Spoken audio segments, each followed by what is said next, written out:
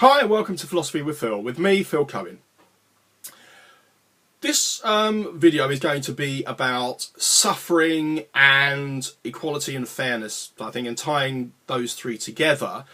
I may do a separate video on equality, just seeing how time permits, and if we can squeeze it into this video.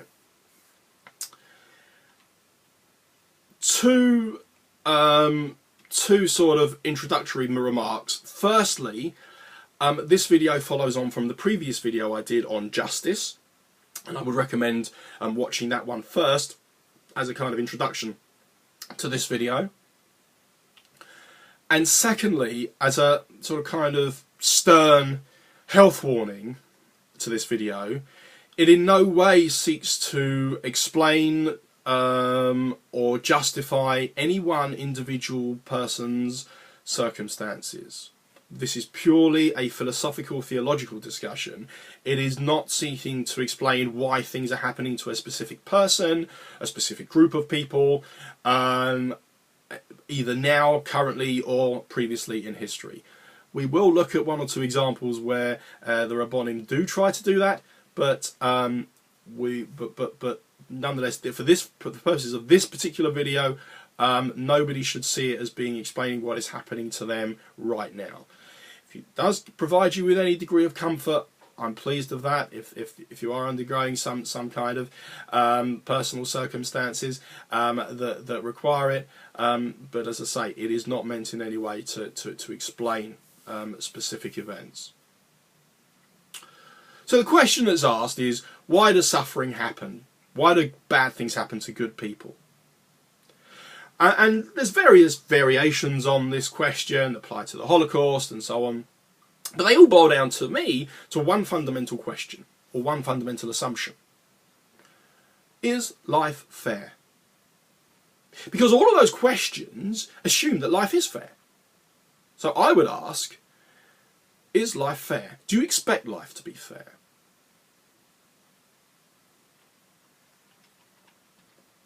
Because if you don't, then all of those questions kind of go away.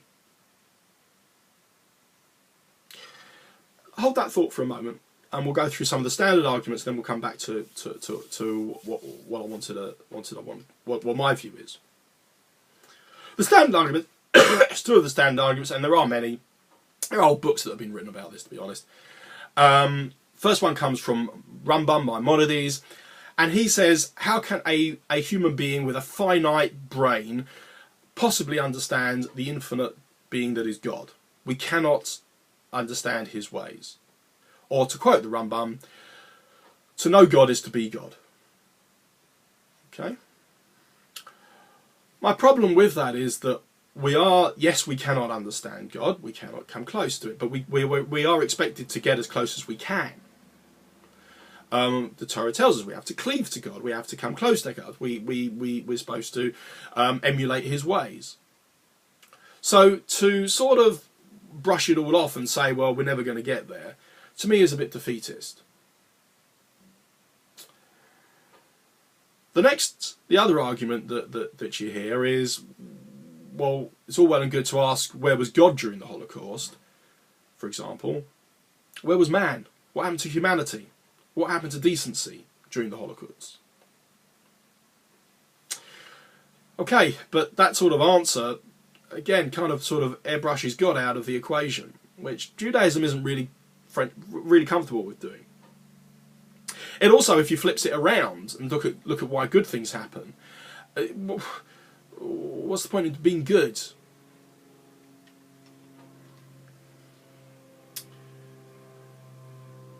Let me go back to that question that we asked about suffering. Is life fair? And the assumption that people make is, well, no, life isn't fair, but it should be. Let me grab you on that. What if life was fair? I'll be honest and say that question terrifies me. I'd like to think I try at least and think about that every day when I pray. Because if life was fair and I got what I deserved, I'd be in big trouble. I have a wonderful wife. I have 3 gorgeous kids. I have a roof over my head. I have friends that I know are far more deserving than I am. Some are single, some are are going through bitter divorces. Some are struggling to have kids, or have kids that are no longer with us, that they've had to bury. I have friends, both married and single, that are struggling to afford a home of their own, to get a roof over their heads. If life were fair,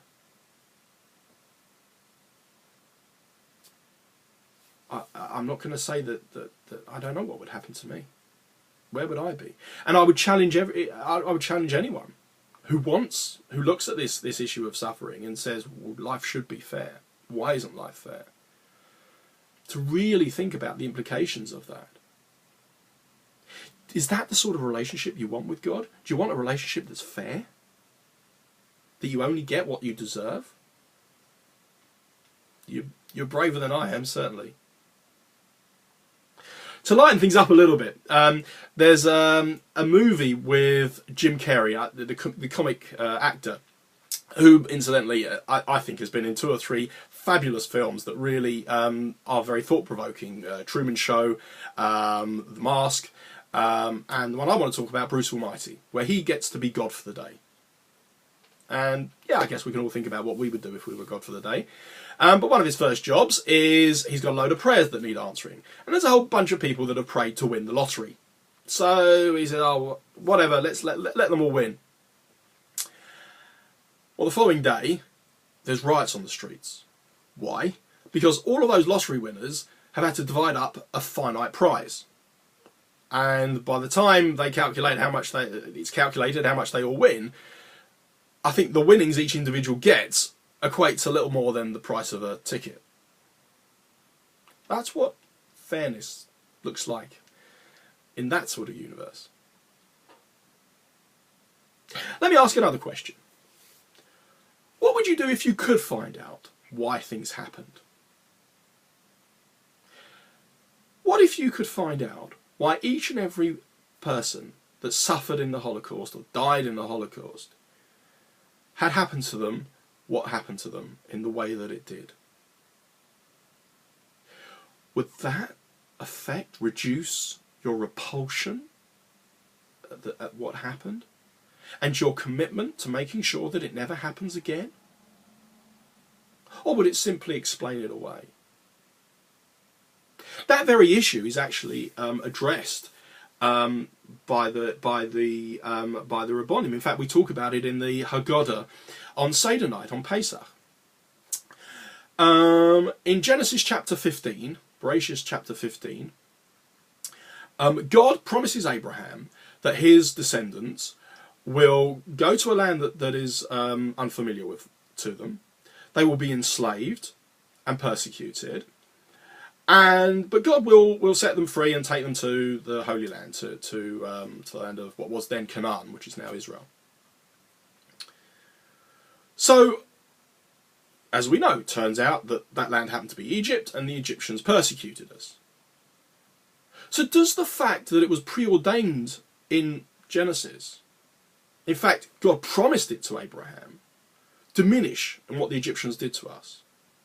Because the Egyptian argument could be, well, not only are we off the hook, but quite the opposite. We should be commended for fulfilling God's will. God ordained that this happen. We're doing God's will. We should receive a reward for it. We should be praised. The answer, obviously, is that yes, God ordained that should happen, but He didn't say who should do it. And the fact that the Egyptians did it, and did it with such enthusiasm, is something that they should be held account for.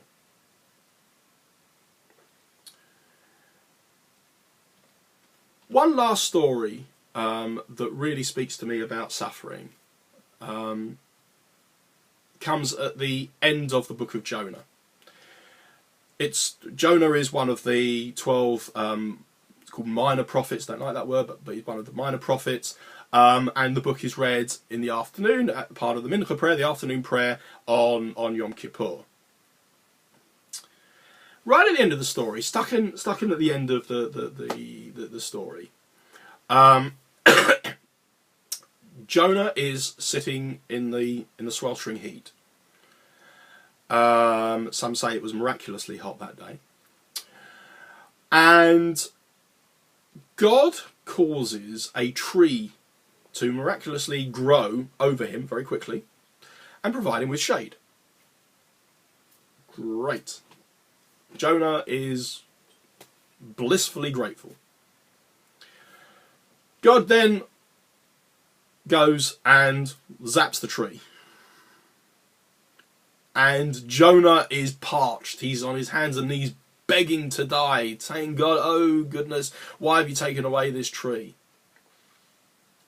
And God says, hang on a minute. I made that tree. That's my tree. You did nothing. You didn't water it. You didn't plant the seeds. You didn't cause it to grow. You didn't irrigate it. You did nothing. It was all a miracle. It was purely my work. What right have you got to have any complaint against me whatsoever? If it weren't for me, the tree wouldn't have been there in the first place, and you wouldn't have enjoyed that shade that you did enjoy. I think there's a lot of lessons that we can learn from that. I think we'll do the equality video as a separate video, but thank you very much for watching, and Shabbat Shalom.